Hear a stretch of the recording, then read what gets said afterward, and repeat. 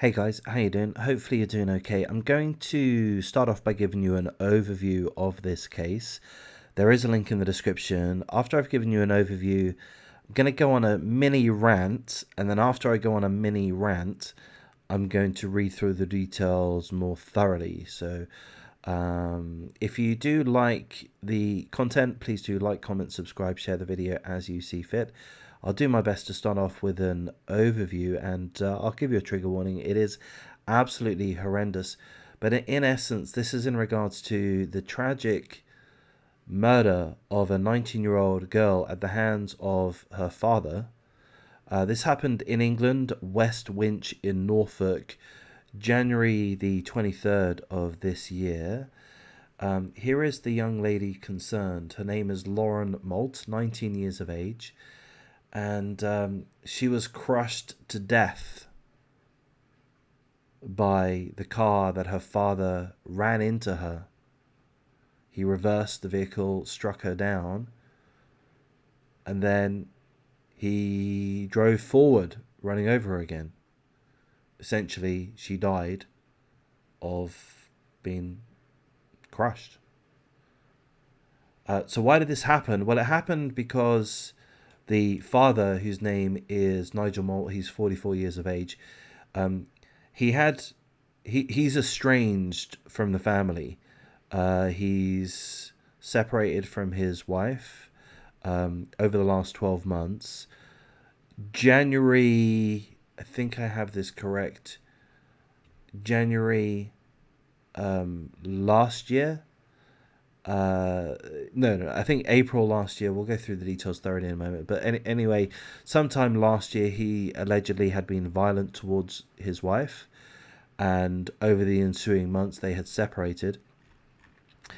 The father, Nigel Malt, on the day in question that he killed his daughter, he had made contact with the mother, and he'd made multiple phone calls, sent 19 text messages, something along those lines, all very angrily and somewhat under the influence of alcohol, allegedly. And he insisted that he was going to arrive at the mother's home, something like this, despite her wishes. And he did arrive there. He drove there. He arrived there. And when he got there, he entered into an argument with Lauren's boyfriend, who's called Arthur Marnell. The father threatened his daughter, Lauren Malt's boyfriend, Arthur Marnell, with a crowbar. He threatened him with a crowbar. Seemingly, the boyfriend wasn't struck. He was able to evade any actions.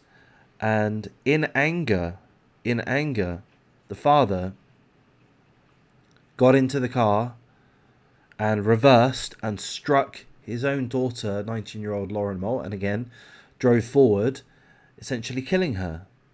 He then didn't take her to the hospital, didn't call emergency medical services, 999 in England. He took her body, deceased body, to the mother. He picked her up, put her in the car, and took the body to, I think, the mother, wherever the mother happened to be, something along those lines.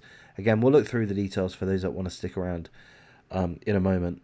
But what I've just given you there's a few inaccuracies, but generally the gist is what happened. The father, in anger, ran over his own daughter because he was having an argument with the boyfriend, and the argument wasn't going in his favor. So he, without thinking, reversed the car, without thinking, drove forward, and in the process of doing that, crushed to death his own daughter, 19-year-old Lauren Malt. So look, that's an overview. Again, I will go through the details more thoroughly in just a moment, but at this point I'm going to give you my little rant, which I've made on multiple videos, so perhaps you're a little bit bored of this rant by now. But I really do think that, I'm going to say that I'm onto something. Look, this is an act of sheer craziness. This is not normal. Now, perhaps it is due to the alcohol. Allegedly, he had drunk alcohol, was drunk or under the influence of alcohol to some extent. Perhaps we can attribute the blame to the alcohol. But I don't know. I do not know. I'm thinking something else, which some people would say is much of a conspiracy theory, but I'm thinking that there's something going on in the world, or rather some things, perhaps, going on in the world, not only in England, all over the world. Europe, America, Australia, New Zealand, such that otherwise normal, law-abiding citizens that contribute to society, that are grown, mature adults, that have been successful in their lives to some extent or other, normal people, not drug addicts, not those riddled with mental health issues, not those with a career that are career criminals. I just feel that a lot of these people, a lot of these situations rather, are coming from people that are otherwise normal, mentally healthy, law-abiding citizens, all of a sudden losing self-control. And this article mentions anger. The murderer, the accused murderer, Nigel Malt, the father, he blames his anger. I was so angry because there was this family fight. I was so angry. He's blaming his anger. And yeah, that's what we're seeing. We're seeing anger, and we all get angry, and there's nothing wrong with that. It's a normal emotion. But we all apply self-control. And we don't all apply self-control in the same way, at the same point, every single time we get angry.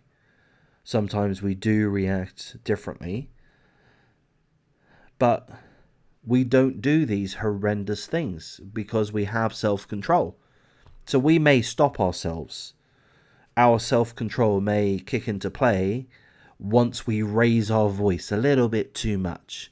We realize that we've raised our voice a little bit too much, and we do our best to calm down and to step away.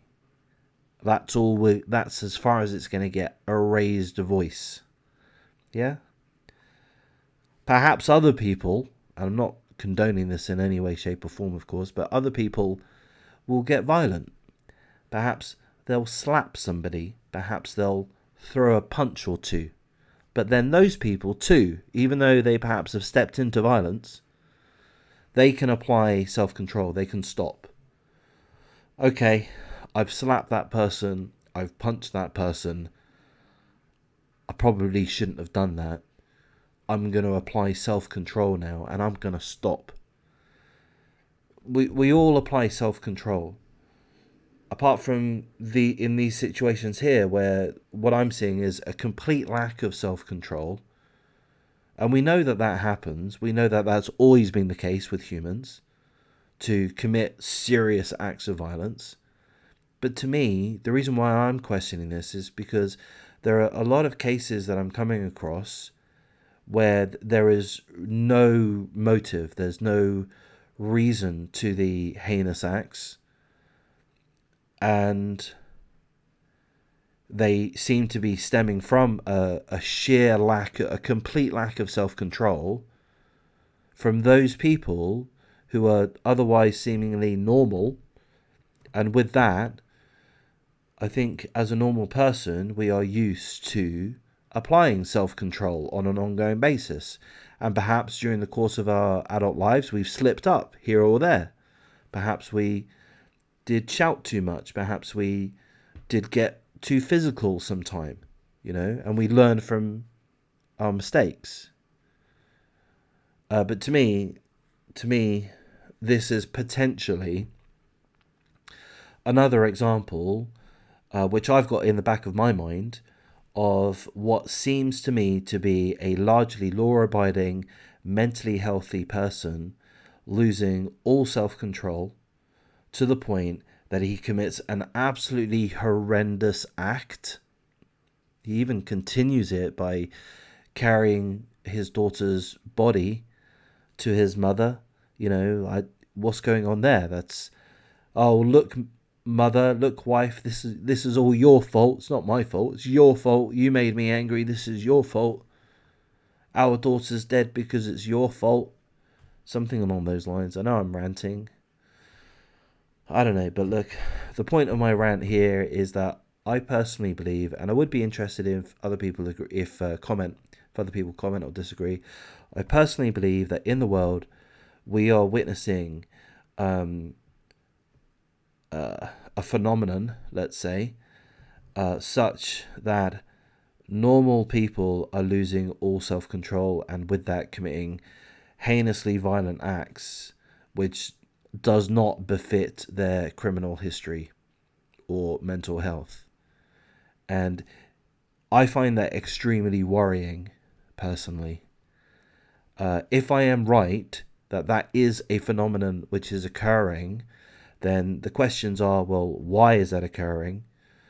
And to what extent is that occurring? Is this, we're seeing these articles here, is this the tip of the iceberg?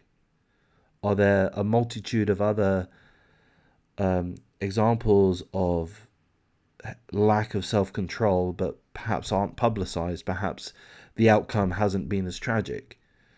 And also, are things going to get worse? My belief, my conspiracy theorist belief, is that there is something going on in the world, and that could be due to the change in people's mentality because of the economic stress, financial stress that we're all under, or pretty much all of us are under, due to the lockdowns, due to the slowing economy, due to the global world recession we seem to be slipping into, due to the potential for mass financial collapse, due to the potential for World War III, given the activities between Ukraine and Russia, NATO getting involved, etc., etc., etc. But also, perhaps it's due to long COVID, people getting COVID, and it's done things to people, and people are still experiencing psychological impacts from COVID, from their suffering of COVID. Perhaps it's due to other medical aspects that have been introduced to the world over the last 2 years, over the last year and a half. Anyway, that's my rant. Been a little bit more thorough than I thought I would be. I don't know. I know that I've bored all of you by now, but at this point, I'm going to do what I said I would do, and that is read through this article more thoroughly. But again, if you do value my rants, please do like, comment, subscribe, share the video as you see fit, and I'll just pick up now and read through the details more thoroughly. So again, to remind ourselves, Lauren Malt was crushed to death by her father, Nigel Malt. He had estranged from his wife and children. He was living at a different address, and he started an argument with Lauren's boyfriend, Arthur Marnell. He threatened him with a crowbar and then reversed his car, knocked over Lauren, and then he drove forward over Lauren's body. A medical examination of Lauren's body revealed bruising, lacerations, and crushing injuries to her head, torso, arms, and legs. She died of significant traumatic injuries to her chest and abdomen. Essentially, she was crushed to death. The father denies murder. The article goes on to tell us that the father's relationship with his wife, and his relationship with the family in general was marred by drinking, drug taking, and anger. And that after he failed in his bid to inflict violence on Lauren's boyfriend And after Lauren had told him to go home, he was totally consumed with anger. The estrangement from his wife and family fueled his anger.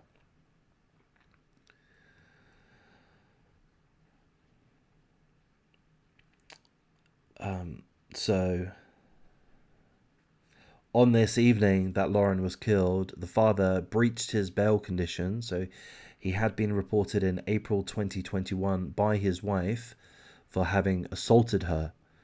And he was arrested, bail conditions were placed to restrict him from contacting the wife, from going to where she works. But on this night, the father breached his bail conditions by going to the place of work where his wife worked, as well as he drove to her home, and he also made multiple phone calls, 19 attempted phone calls to her home within, give or take, half an hour.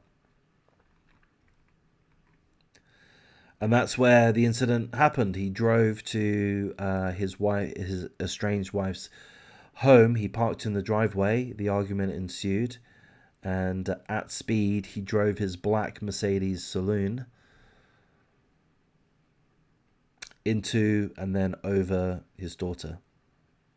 A witness shouted, "You've killed her, you fucking killed her." And apparently the father said, "Don't get the police." Seemingly the incident was recorded.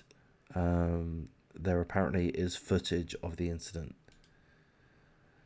So the father put his dying daughter into the car. Can you believe that? He didn't call for an ambulance. He put his dying daughter into his car, and he drove to his estranged wife's place of work, and he phoned his wife, his estranged wife, telling her that their daughter was dead and that he was bringing Lauren to her because it was her fault. And that's pretty much all of the details there. So it's an absolute tragedy. It's a dreadful loss of life, and so senseless. Killed by her father because he was angry. It's just unbelievable. It's such a shame. And of course, full condolences to the extended family, to her boyfriend, but most importantly, her mother.